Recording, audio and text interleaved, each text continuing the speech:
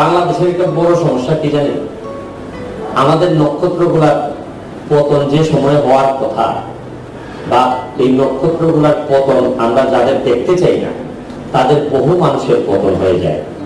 আর এই পতন হওয়ার কারণে দেশ জাতি যেভাবে ক্ষতিগ্রস্ত হয়, এই ক্ষতিটা আর পূরণ করা যায় না।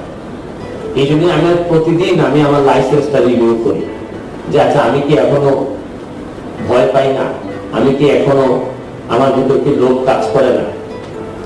এবং আপনাদেরকে কি বলবো, আমি এমপি হওয়ার পর, আগের ব্যারিস্টার সুমন আর এমপি হওয়ার পর যে ব্যারিস্টার সুমন, অনেকটুকু পার্থক্য হয়ে গেছে। কারণ আমি এখন অনেক ভিতর থেকে দেখতে পাচ্ছি অনেক কিছু। আপনি জানেন মাত্র 3 মাসের ব্যবধানে আমাদেরকে আমার এলাকায় বরাদ্দ দেওয়া হয়েছে 29 কোটি টাকা। অথচ আমরা আগে কোনোদিন জানতাম না যে এত টাকা বরাদ্দ হয়। আগে কি আপনারা কখনো জানতেন যে এমপি কত বেতন পায়? আমি সম্মানী হিসাবে